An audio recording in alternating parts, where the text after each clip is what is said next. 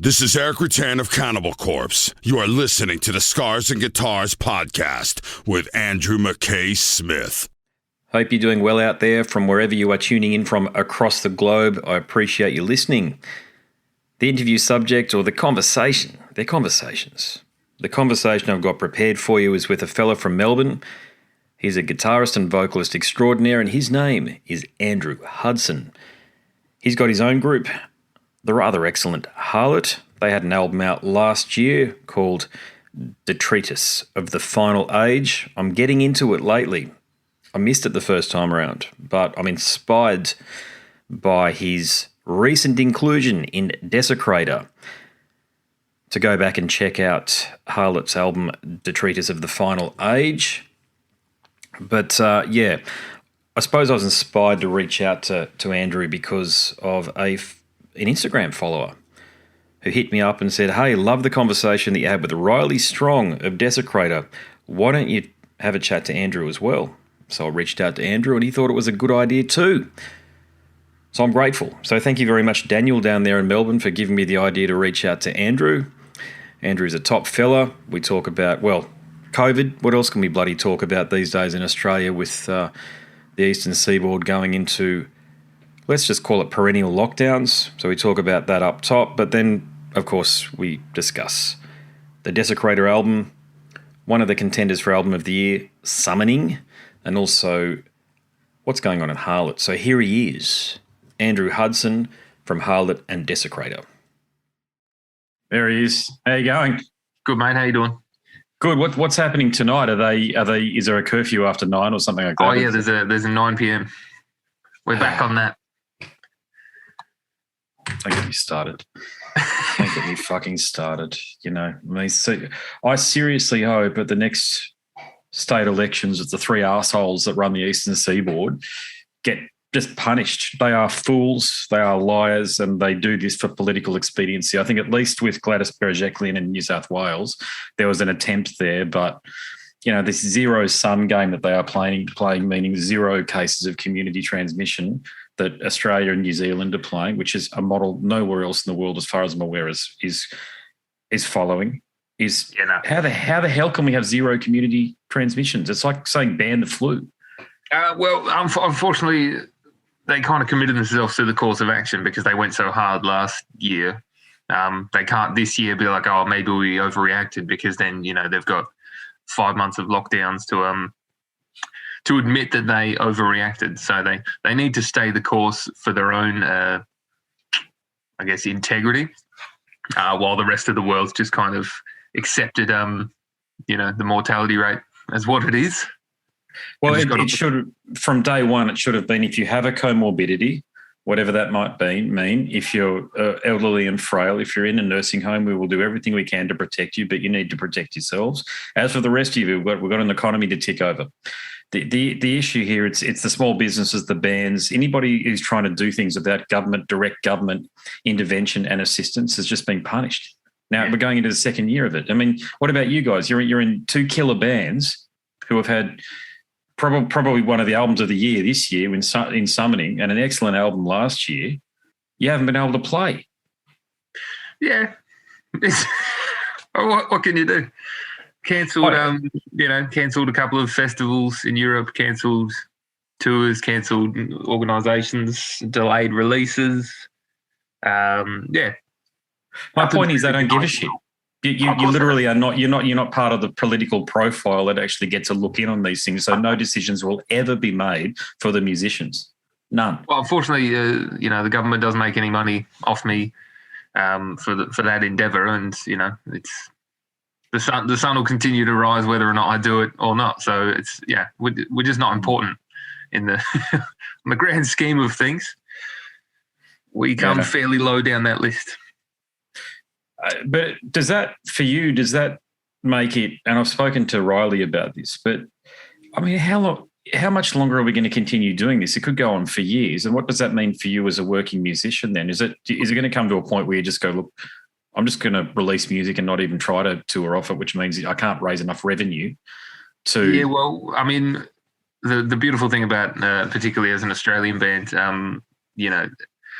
making revenue out of this was never really on the cards. Going overseas to tour your product was a good way of increasing your exposure and increasing, your sales and getting things to a much more, I won't say profitable point, but there was at least, a greater intake of sales and all that. But it's not like,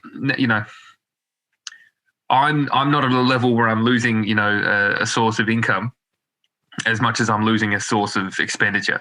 And we were a long way away from being a sort of, anyone's day job. So,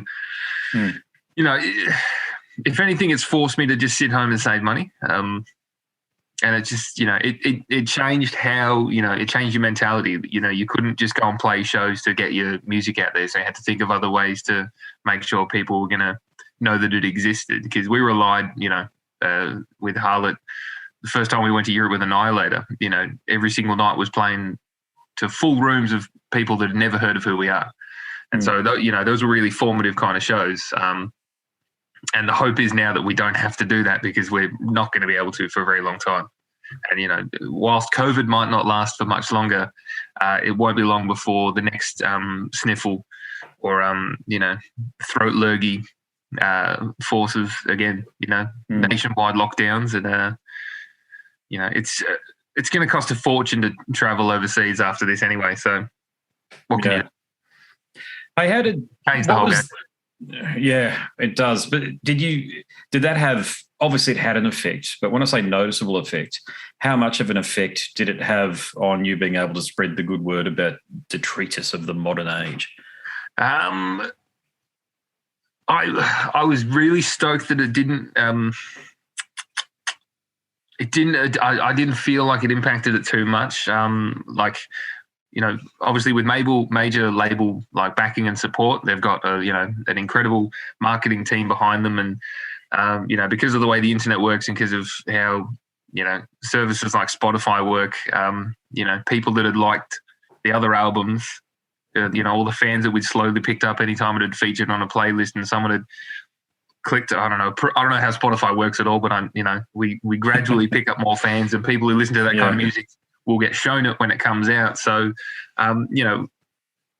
compared to how the other albums have gone, Detritus has been our most successful release, in regards of streams and sales and, people listening to it. And, we've played maybe 2 shows since it came out, entirely within, one suburb of Melbourne. So, don't worry about that. That was my alarm for this. Oh, good. I'm not sure if it affected us too much negatively at all, really. I think we managed to just have enough of, enough of a presence in the world, and enough of, the right people know who we are, that, when we release something, people manage to listen to it and they manage to get their ears around it. And, the people who do listen to it and like it are very loud, and they go out of their way to tell their friends, and that makes my life a lot easier. And it wasn't ideal, but I think given the grand scheme of things, the album did quite well. Last time we had a chat, you wouldn't remember, no doubt, but it was about 4 years ago, and I was very impressed with what I heard on Extinction, and you're one of the bands that I constantly use when I was talking to people about what I call a renaissance in Aussie metal, because I'm 43 and I've been around a while, constantly been into the genre. I ebbed and flowed, you know how it is, but there were years there where it wasn't that good, to be honest with you. But I thought with you guys and Aversion's Crown, very different bands, of course, but leading lights of the genre, and that's my point. You guys are at the top of that nouveau thrash thing that's going on at the moment, this post-trivium thing that's happening with Desecrator and Harlott, and with what... I can't say Mark Poiter anymore because he's not in the band anymore, but Aversion's Crown with the deathcore thing, I thought, and definitely Thy Art is Murder, we were moving into an area where it could either be a bubble or it could be something resembling like a set of waves if you're a surfer.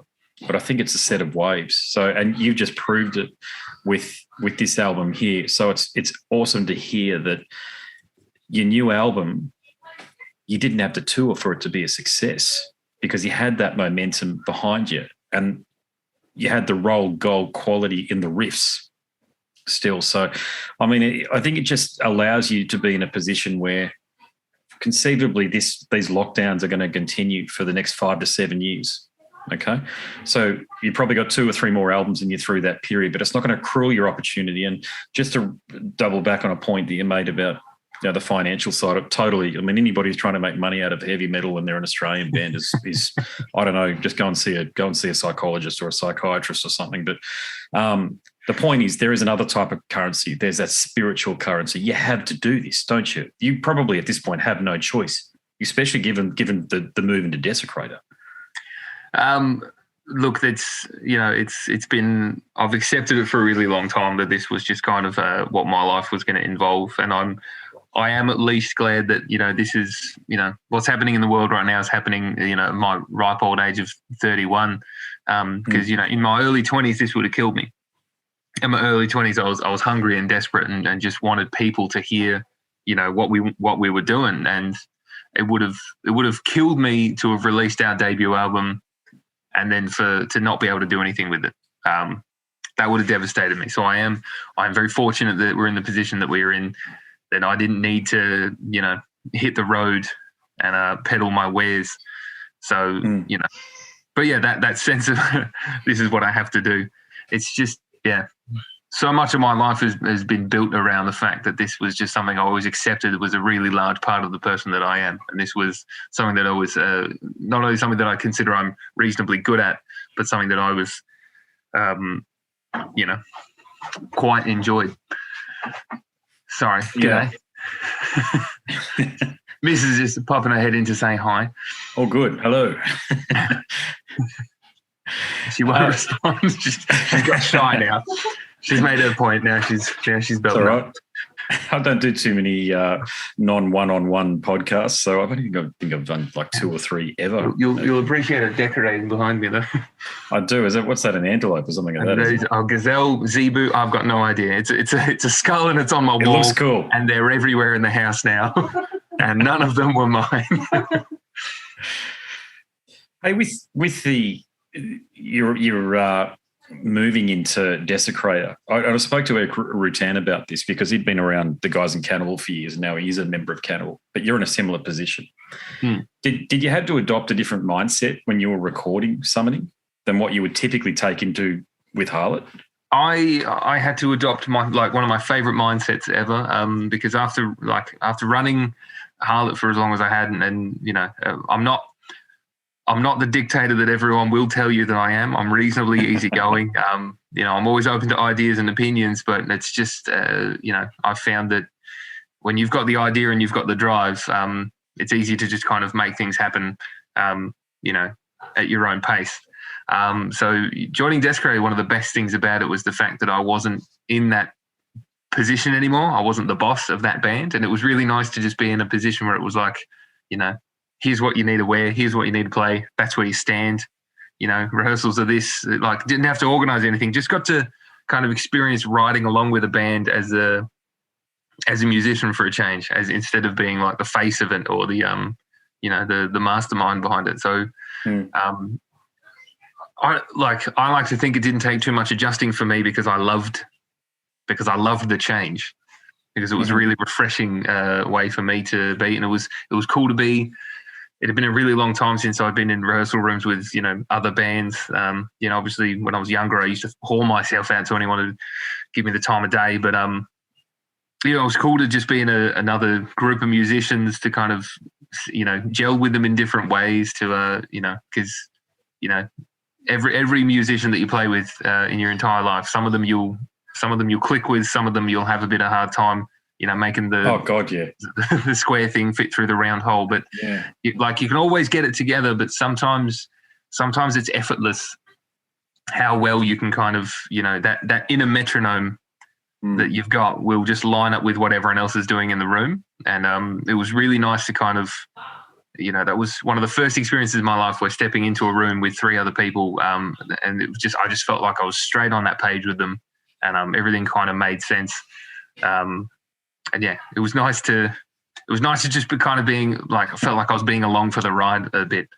And when it came to writing, it was the same thing. When it came to writing, came to recording, it was kind of like I was very aware that this was another man's dream. It was another man's idea. It was another man's vision. And I was like, tell me what that vision is. Tell me what that idea is. Talk to me about that dream so that I can help facilitate it. So I can bring what I have into that and help kind of, help steer that ship. Because it's, if you've got 4 captains on a boat, you're going to hit icebergs. But if you've got like a really solid, like mission statement for your band, like if you've got a really good idea of what you're doing and everyone's on that page of if everyone knows what needs to be done, and I think that was cool. It was nice to be able to step into a thing and not have to be like, all right, didn't have to think through every part of it, just needed to ask the questions. Like, here's what I need to know so that I can, help form this music, help, bring things into the recording process, or have ideas about how we should track certain things or edit certain things, or even just produce the songs. So it was a significant shift in mentality, but I loved the change. I enjoyed the shift. Did many riffs from Final Age carry over? Did they end up on Summoning? Yeah. So. Look, they must have. I don't like to talk about this too, because I'm a aggressive one-trick pony. There's songs that I helped, the rest of Desecrator write. So there's songs that we, worked on in a room, and a lot of my songsmithing ideas, kind of like I went, here's a really good way of transitioning from A to B. Unfortunately, when I write Harlott songs, I do that as well. So there's definitely sections of Detritus and sections of Summoning that you will hear, like just similar ideas. They're not the same riffs, they're not the same, notes, but there's like definitely I can always tell the bits that I had a hand in, because I go, that's that progression that I've definitely used a couple of times. But there is, on Summoning, there is a song that I wrote a vast majority of, and that was fun for me because I wrote it with Desecrator in mind, and I'd been a fan of the band since I first saw them. Like, I've been following, I admired Riley, and then I got to know Riley, and then me and Riley became really close friends, and then we would, we were like industry mates talking about like all the stuff that goes behind what we had to do on stage, because me and him were running kind of parallel courses, so he was a really great sounding board, and so joining that band, it was great to write a song, but for another musical vehicle. So rather than thinking about what I would normally do, thinking about being like, what would this band do in this situation? Like, how would they put this song together? How would they join these two parts together? Basing all of it on my love for their live album that came out 10 years ago recently. That was kind of cool. But yeah, there's definitely a bit of carryover between those two records. I don't know whether I'm familiar enough with both of the bands to be able to pick which moments, but I could definitely say, what was the name of the album before Summoning? Sorry, I think I reviewed it. Oh, the Gallows. To the Gallows. Gallows or To the Gallows. Yeah. I'm not going to say it's a quantum leap. Sorry, my camera will turn back on in a second. It does it every half an hour. I'm not going to say it's a quantum leap, but I think the difference between the two could be likened in a way to the difference between Ride the Lightning and Master of Puppets. Now, I heaped the praise on the album when I spoke to Riley, but being a humble guy, and I know you will be too, no doubt, but he sort of didn't take a lot of it. He sort of didn't acknowledge a lot of it, but I think it's one of those albums, and I think it's fantastic that you can bring your, what I call, intellectual property into Desecrator, because it means that we have, and work with me when I say this, but a world-class heavy metal band in Australia. Because I just call you guys heavy metal. People can use the descriptors, the genre descriptors as they want. I know that they are important. I'm not dismissing them, but I just think you wouldn't call Metallica a thrash band. You probably wouldn't call them a thrash band in '88, but you'd call them a heavy metal band because they transcend the genre. But I think with your addition into the band, I think that's what's happened to Desecrator. And I think you were the last piece of the puzzle, if you like, that actually gives us a band coming out of Australia that, when I say trivium, if you're given the opportunity to the markets that Trivium have access to with the type of support that they've had access to, you know, I know you're with Metal Blade with Harlott, but with the sort of push that they got through Monty and Roadrunner, fucking Desecrator could actually do it if we ever get out of this. Do you feel the same way? I think, you know, we were all, you know, and like you'll heap praise onto people like Riley, and it's difficult for him, and it's, you know, it's always difficult for musicians to hear that praise just because we spend so long recording it and writing it and listening back to it that by the time the product's finished, we usually hate a large amount of it. And we all, you know, we focus on the negatives. You know, we just hear those bits that didn't quite come out the way we wanted to. But you know that, you know, I always freak out when I listen to Summoning from start to finish, and I realize like it's quite an adventure of a record. Like every song's doing its own thing. Like it's a cohesive album, but every single song brings its own little kind of idea and you know, theme to the table. And so you can listen to that album from start to finish. It's not fatiguing. It doesn't drag. It's not lagging. It's, you know, every song's got a kind of fresh idea. And, you know, we definitely thought that, you know, it was something that was, you know, worth pitching to labels. But, you know, the world's gone to shit. No one's going to throw money at things. No one's going to risk things at the moment. So, you know, we just decided we were going to have to do it ourselves. Did the thought ever cross your mind to use some of the connections that brought the deal with Metal Blade to fruition with Desecrator? I mean, yeah, you know, Metal Blade have had a. We've already got an Australian thrash band mentality for the last 5 years. So much to the chagrin of many of my, you know, local counterparts, I think we kind of. I definitely think we kind of sullied the waters there. We've taken that slice of what little pie they had for Australia. They gave it to us, and they're not really interested in expanding much here. Because you know, they're a great bunch of people, and they love heavy metal. And so if you give them something, if you go, this is a band from, you know, Ballarat or something, have a listen to this. They will have a listen to it, and they will come back to you with quite genuine opinions.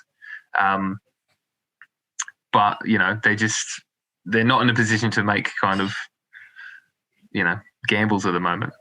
Yeah, so, yeah. I definitely do use my connections, and I do it for, you know, bands that I'm in or bands that I'm close with, or, you know, even people that have the chutzpah to ask me a favor. And I'm always happy to do that. But yeah, it's just the wrong time. Globally, it's fucked. It's all bad. I'm hearing you. Yeah, I'm hearing you. What do you think it was, just on that, what do you think it was about what you were doing with Harlott? Because they're your riffs. I know that. I wish I knew. Yeah. People ask, they go, what's the, you know, how did you do it? What's the secret? What's the key? I just did what I wanted to do, and I lucked out for me. It absolutely just, I don't know. The right person liked what we were doing.